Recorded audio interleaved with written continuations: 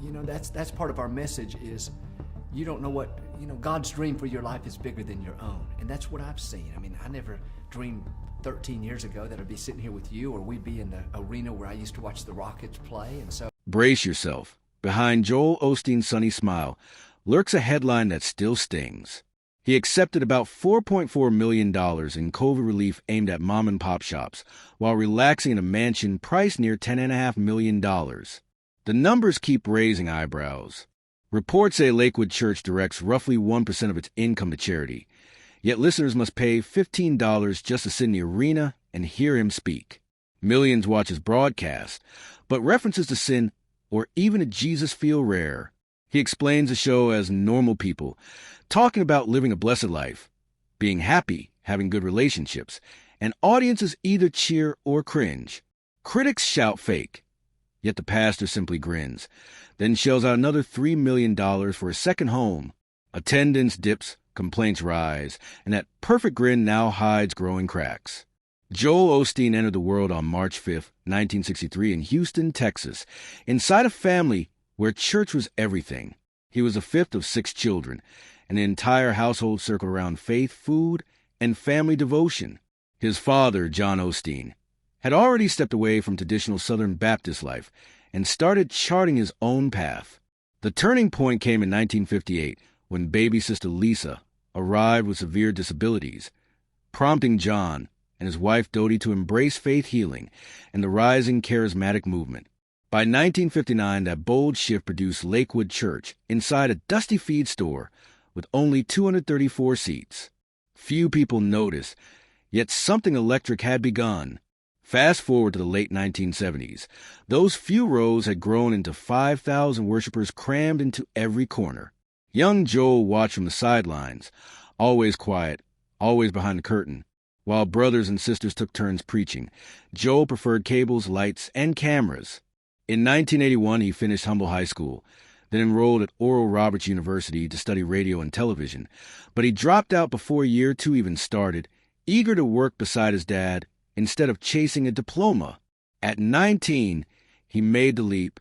In 1982, he hurried back to Houston, launched Lakewood's television ministry on one local channel and one national cable network, and began stitching together sermons for small screens everywhere.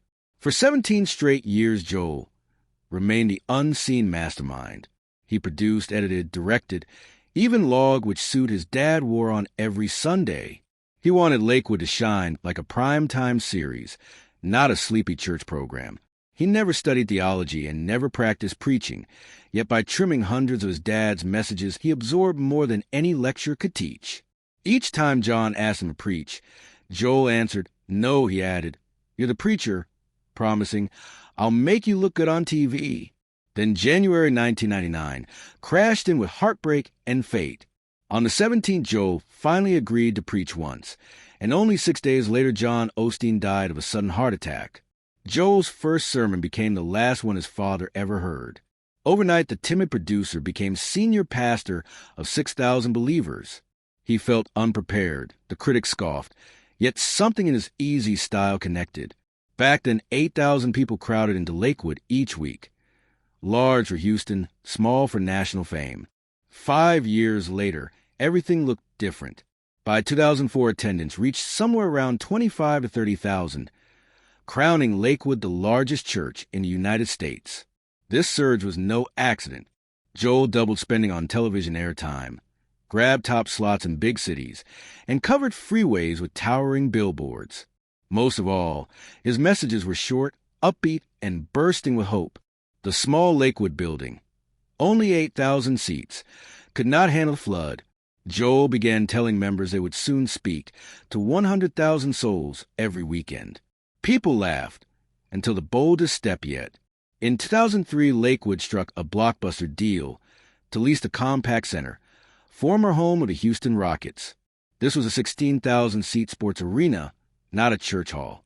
Lease price, $12 million for 30 years, with an option to stretch another 30 at $22 million. Renovation cost, an eye-watering $95 million, equal to about $158 million today.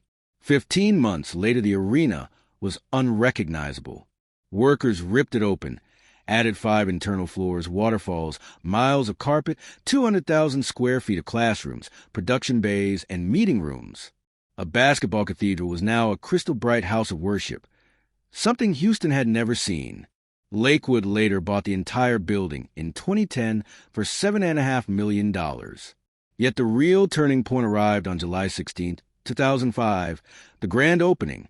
Every single one of those 16,000 chairs filled, and millions more tuned in from home. Soon weekly attendance crossed 40,000, and television reached an assumed 10 million viewers in over 100 countries. Lakewood stopped being only a church. It became a global media engine with Joel Osteen steering the wheel. Why did viewers flock to him? He never pounded the pulpit about wrath or judgment. Instead, he repeated a simple theme: dream bigger, stay hopeful, trust that God has good plans. Detractors mocked this as Christian light, but supporters felt lifted by his smile and seized by his promises. He assured listeners they were not broken, that brighter mornings waited just ahead, and they believe him. Meanwhile, he mastered every screen possible. Within only a few years, Lakewood's broadcast touched 92% of American households. That is almost every living room in the nation. Around 10 million Americans tuned in weekly, joined by countless others across more than 100 countries. The lights, the cameras, the money, and the message. Together they shaped a faith empire that keeps roaring despite critics who still question the spending, the mansions, and the missing charity dollars. And the most surprising twists may still be on the way. Get ready for another jaw-dropping chapter in the Osteen empire. By 2017, Lakewood's media bill had climbed to about $25 million a year, yet the spending felt worth every penny. A brand new Sirius XM station hit the airwaves, and Joel's Night of Hope rolled into giant stadiums where tens of thousands waved light sticks and cheered. Every move rested on one simple idea: keep the message clear, upbeat, and easy to follow. That tone reached a whole new level when Joel dropped Your Best Life Now in October 2004. No one expected much from a first-time author who was just a pastor. Yet 3 short months later, over 500,000 copies had vanished from store shelves. By May 2005, the book smashed the 1 million mark, then camped on the New York Times list for nearly 200 straight weeks. Almost 4 years. In the end, more than 4 million copies traveled across the globe. Readers who never cracked open a Bible still felt pulled in by the mix of faith, cheer, and real-world motivation. Joel's friendly voice made every chapter feel like a personal pep talk. Publishing houses paid attention, because that single title rewrote the rulebook on how religious authors reached the mainstream. Success did not slow him down. It kicked open bigger doors. Joel kept writing until his library topped 15 books, 7 of which landed on the New York Times list. His 2005 release, Become a Better You Alone, brought him about $13 million in advances and royalties. Live appearances paid even more. One speech could bring him $100,000 to $200,000, and he filled arenas from Dallas to Dubai. The merchandise machine roared right beside him. Books, CDs, tees, and gift items lined Lakewood's massive store and online shop. Another river of revenue. Then came social media, where he built an online kingdom. 25 million on Facebook, 10 million on Twitter, 5 million on Instagram. Each post a spark that drew sponsors and fresh eyes. Yet Joel still wanted a bigger stage. In 2013, he launched the nationwide Night of Hope tour. A pastor had never attempted an arena circuit at this scale. These nights were not free. Tickets hovered near $15, but people flooded the gates. On March 11, 2013, more than 20,000 fans crammed into Miami's American Airlines Arena just to hear him speak. Cities like New York and Los Angeles sold out again and again, and by 2019, London's Wembley Arena glowed with the same packed house energy. Spotlights swept the ceiling, musicians raised the volume, and crowds left buzzing about fresh hope. Lakewood poured about $6.7 million into these events in 2017 alone, and the payoff proved massive. Night of Hope transformed faith gatherings into full-blown global productions. Behind the curtain sat a razor-sharp strategy. Joel refused to rely only on church outlets. He stepped into mainstream studios, the biggest morning shows, primetime talk programs, and cozy chats with Oprah. These visits reached viewers who never tuned into Christian channels. His 2005 appearance on Larry King shoved his message into the nation's living rooms, and his 2012 sit-down with Oprah let him answer critics who blasted his prosperity gospel. He dodged heavy talk about sin and rules, instead pushing hope, success, and self-belief. Every sentence sounded more like a motivational coach than a pulpit preacher, and that was no accident. The plan worked. Today, more than 10 million people catch his television broadcast each week, with viewers in 100 countries cheering, "Stay positive, believe, and never give up." Podcasts, posts, and interviews push the same upbeat rhythm, drawing both believers and skeptics into one giant fan base. But the balance sheet tells a tougher tale. Analysts say the Osteen brand hauls in about $55 million a year. Lakewood itself runs on a $90 million annual budget. Critics assume much of that cash would flow into charity, yet records show only about 1.3%, or roughly $1.2 million a year, funds missions and outreach. The lion's share covers weekly services, media work, Night of Hope production, and office costs. Voices outside the church argue that numbers like these prove branding outranks benevolence, and they ask where all that preached abundance truly lands.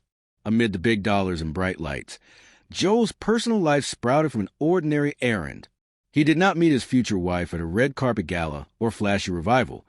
He simply needed a fresh battery for his watch. In 1985, he strolled into a family-owned jewelry shop in Houston. Behind the counter stood Victoria, a psychology student lending a hand to her mom. A quick hello turned into long talks, and on April 4th, 1987, they exchanged vows. Back then, Joel still hid behind cameras while his father preached. Yet that wedding planted the roots for a partnership that now reaches millions. Victoria's upbringing mixed science and faith. Her dad, Donald, worked on NASA's Mighty Saturn rocket, while her mom led Sunday school. Together, the pair built a powerhouse ministry and weathered almost 40 years of spotlight, scrutiny, and megachurch pressure, all sparked by one tiny watch battery. Victoria's own path rocketed upward.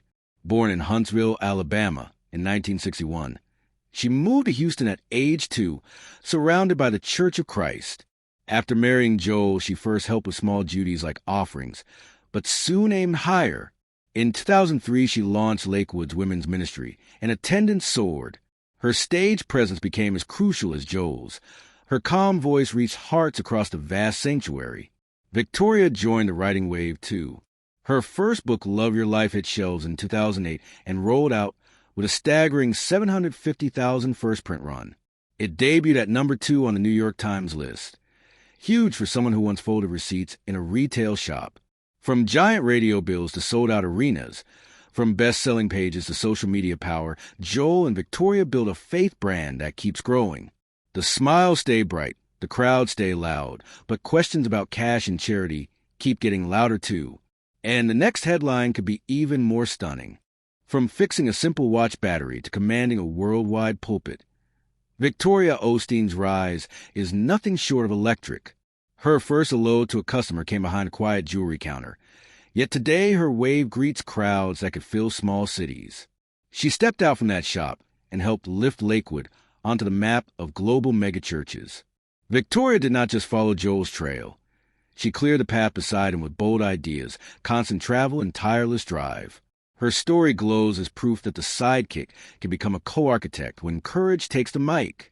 Their children, Jonathan and Alexandra, grew up under the relentless glare of Lakewood spotlights. The next generation is walking away. The church isn't just aging in structure, it's aging in people. Millennials? Only 16% go to church regularly. Gen Z? Just 15%. That's the lowest rate in American history. Younger people still want purpose, but they don't want megachurches or prosperity sermons. They crave authenticity, community, and action.